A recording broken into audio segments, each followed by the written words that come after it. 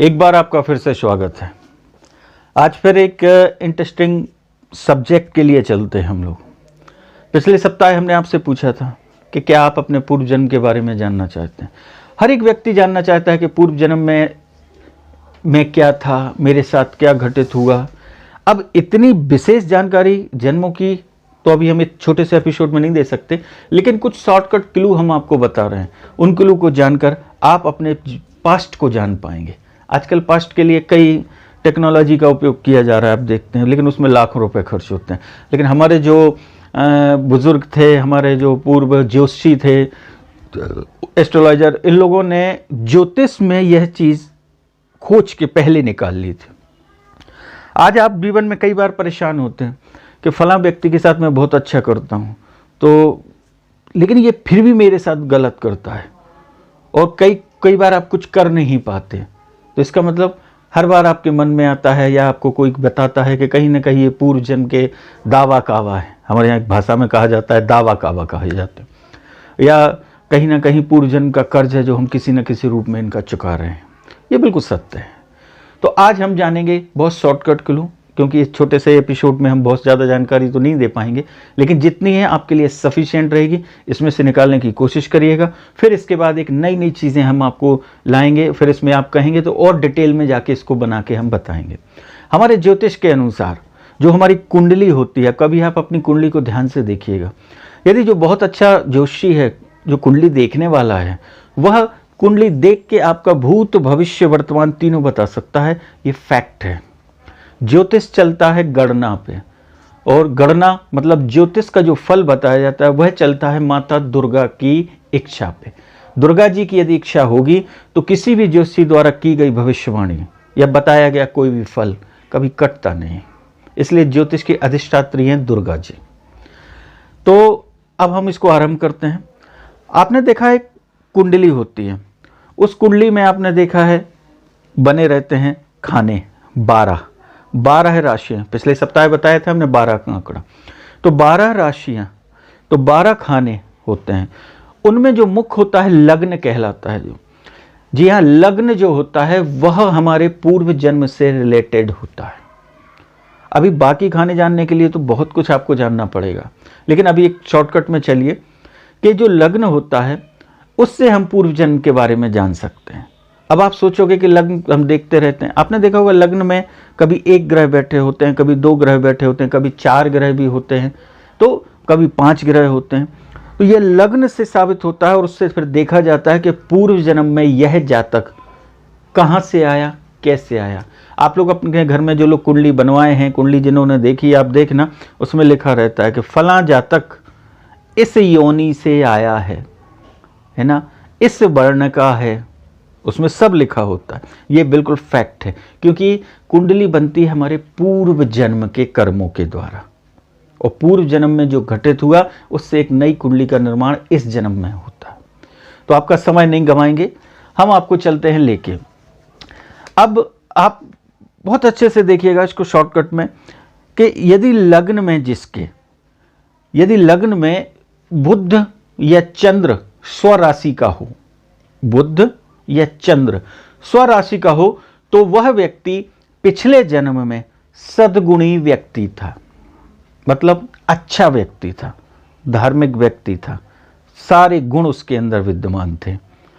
या तो बुध स्वराशि का हो या चंद्रमा स्वराशि का हो। अब स्वराशि क्या होती है आप अपने आसपास पंडित जी से पूछ सकते हैं, क्योंकि लग्न किस उससे आई है 1 से लेकर 12 तक में देखा जाता है। तो किस लग्न से वह कुंडली आई है, तो उसमें कौन सी राशि का कौन सा ग्रह बैठा हुआ है, यह डिपेंड करता है। तो इसको आप जान सकते हैं, बहुत आसान चीज़ है ये। तो यदि लग्न में बुध या चंद्र स्वराशि का हो तो समझ जाइए कि यह व्यक्ति पूर्व जन्म में बहुत अच्छा आदमी था, इसके अंदर बहुत सारी कलाएं थीं, सद्गुणी व्यक्ति था यह। दूसरा, यदि हम देखें कि लग्न में अकेला बुध बैठा है, तो आप क्या कहेंगे? तो आप समझेंगे यह व्यक्ति पूर्व जन्म में किसी न किसी वाणिक का पुत्र था, मतलब व्यापारी था, और इस व्यापारी के घर में ही इसने जन्म लिया था।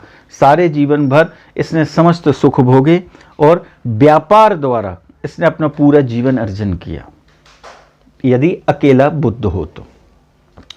और यदि उसके बाद चलते हैं, यदि मान लो लग्न में अकेला मंगल बैठा हो और वह मंगल स्वराशि का हो, अब ध्यान दीजिएगा, यदि मंगल है और वह स्वराशि का है, तो स्वराशि का जो मंगल होता है, तो इससे साबित होता है कि वह व्यक्ति पूर्व जन्म में योद्धा था।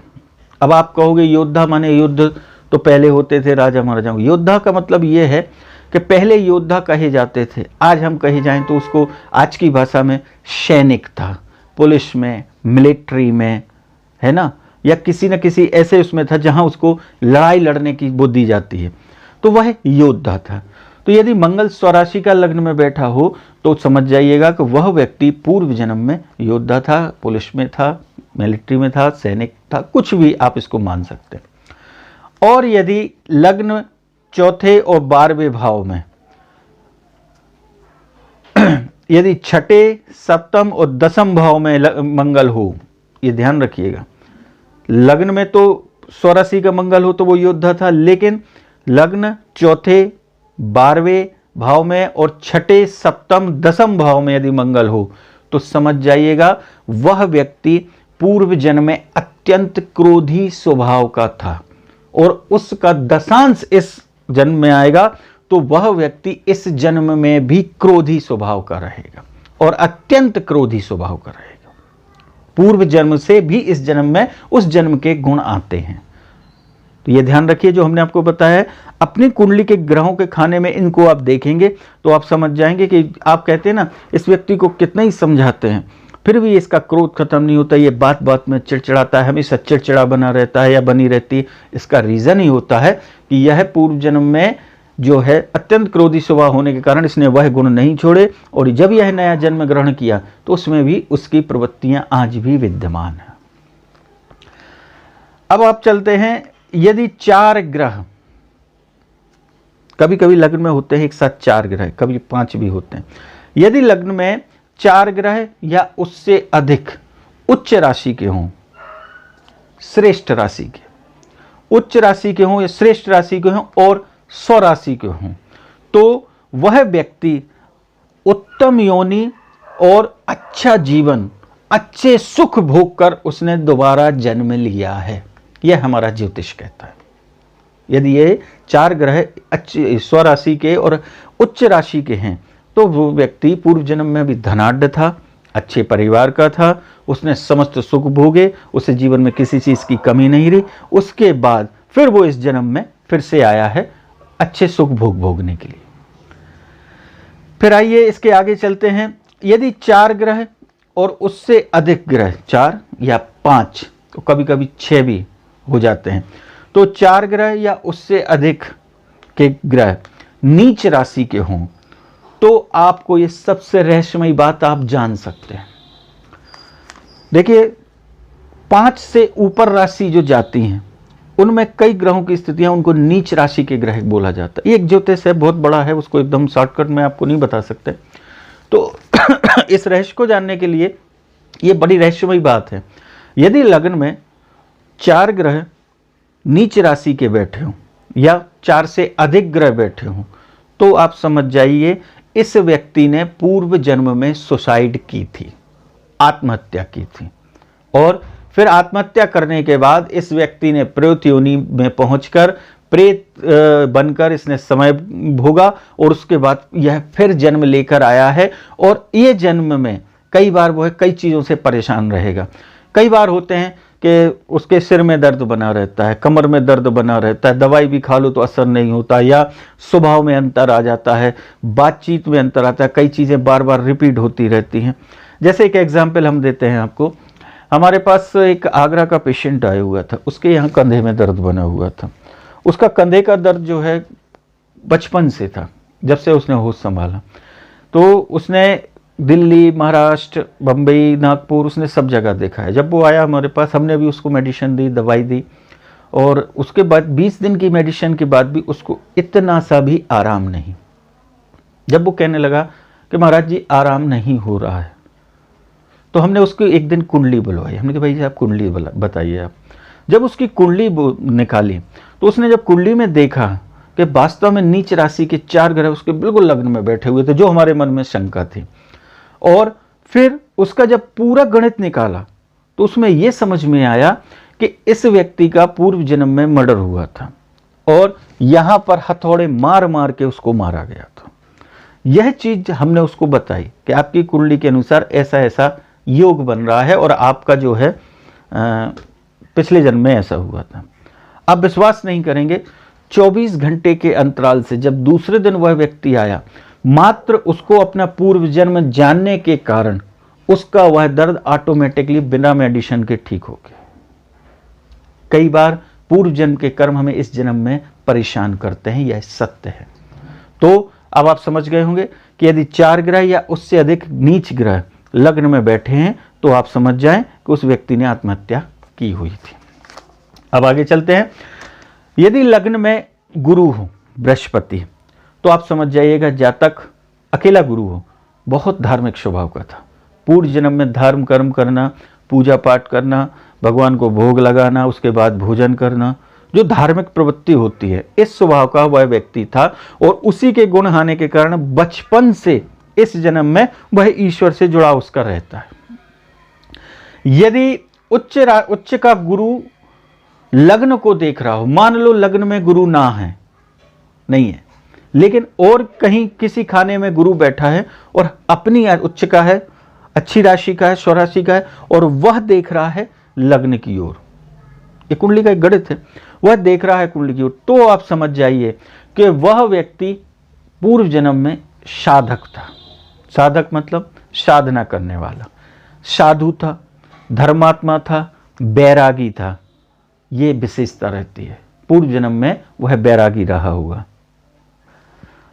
मेडिटेशन करना, ध्यान में बैठे रहना, ईश्वर का भजन करना, यह गुरु जब अन्य खानों में बैठकर लग्न को देखता है तो वह पूर्व जन्म में साधु स्वभाव का बनाता है और इस जन्म में भी वह साधु स्वभाव का होगा।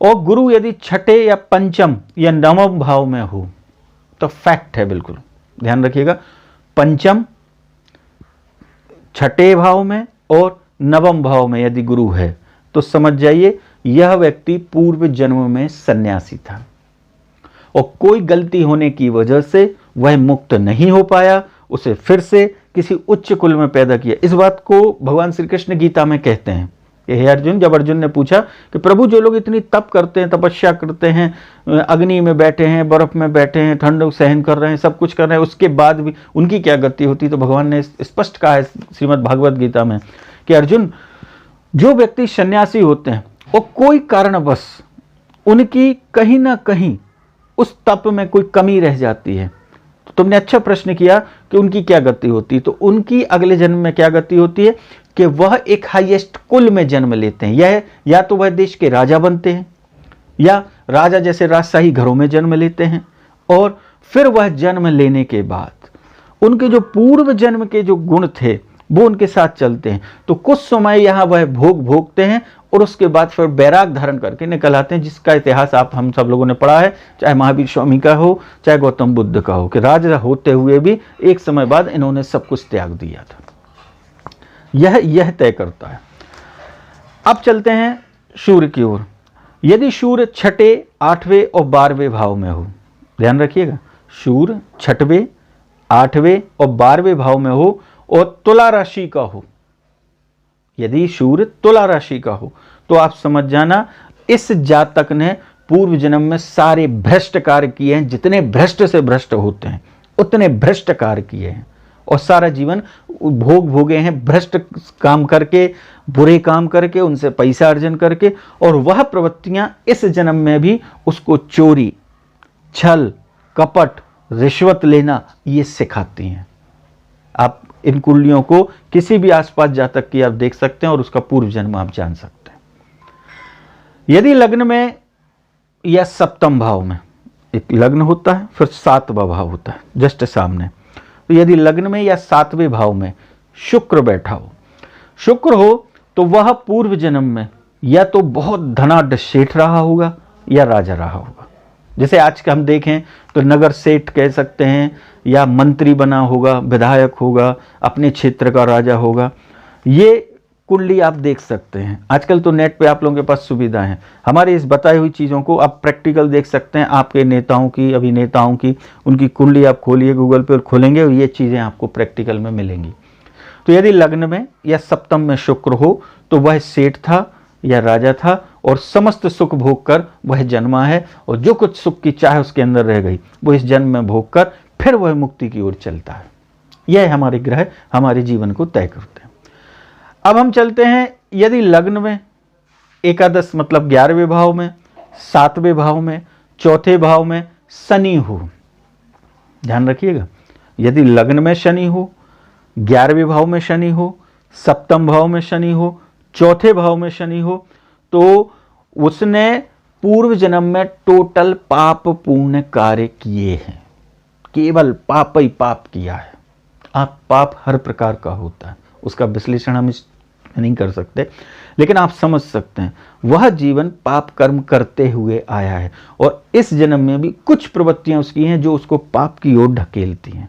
हमारी जो प्रवृत्तियां बनती हैं, हमारे स्वभाव जो बनते हैं, वो पूर्व जन्म से निर्मित होते हैं और वो कहीं ना कहीं हमें उस ओर ले जाते हैं, क्योंकि जो कुछ बाकी रह जाता है उसको भोगने के लिए हमारा मन फिर उसी तरफ ले जाता है। तो जो पाप कर्म की हो, चाहे वह स्त्री हो चाहे पुरुष हो, उसके पाप कर्म के कारण इस समय भी इस जन्म में कुंडली में शनि इन स्थानों में आकर बैठता है।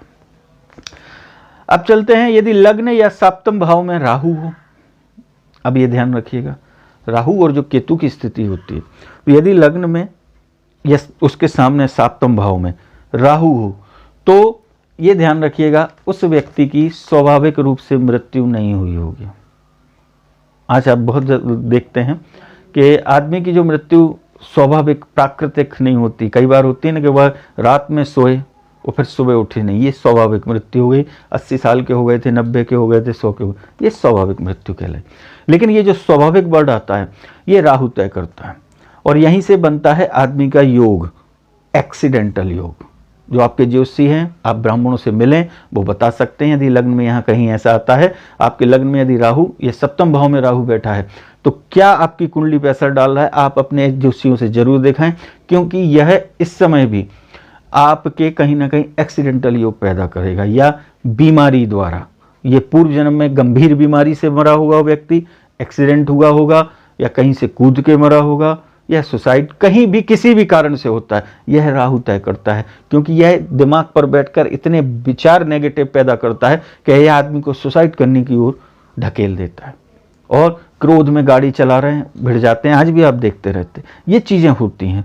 तो यह राहु और केतु तय करते हैं उस पर पूरा, तो इस चीज़ को आप ध्यान रखिएगा। अब अंतिम हम आपको बताएंगे, यदि 11वें भाव में सूर्य हो और 12वें में शुक्र हो और 5 में गुरु हो, ध्यान रखें, 11वें भाव में सूर्य हो, 12वें भाव में शुक्र हो और 5 में गुरु हो, तो वह व्यक्ति धर्मात्मा और हमेशा दूसरों की मदद करने वाला होता है। यह करती है हमारी राशियां तय। तो हमारी जो कुंडली होती है, कुंडली में यह ग्रह अपनी स्थितियों द्वारा बैठते हैं और यह बैठकर आपके पूर्व जन्म को और इस जन्म को बताते हैं कि हमने पूर्व जन्म में क्या किया और किसके कारण आज हम यहाँ आए हुए हैं। आप लोग कहते हैं ना कि हम बहुत दवाई करवा चुके हैं लेकिन हम बीमार हैं, हमारी बीमारी ठीक नहीं होती, तो आप इनके द्वारा देखकर अपने पूर्व जन्म को जान लें कि उनके कुछ कर्म बचे हुए थे जो इस जन्म में हम इस बीमारी के रूप में, फलां व्यक्ति के रूप में या किसी न किसी रूप में हम भोगते हैं। यह था एक छोटा सा एपिसोड जो आपके लिए बनाया और आप इसको देखिए, अपने जीवन में उतारिए, इससे आपको क्या अनुभव मिलता है। और इसमें यदि कोई प्रश्न आपके अंदर आते हैं तो आप कमेंट्स में हमें बताइएगा, उसमें होगा, कोशिश करेंगे हम आपको उसका उत्तर देने की। यह था हमारा आज का एपिसोड।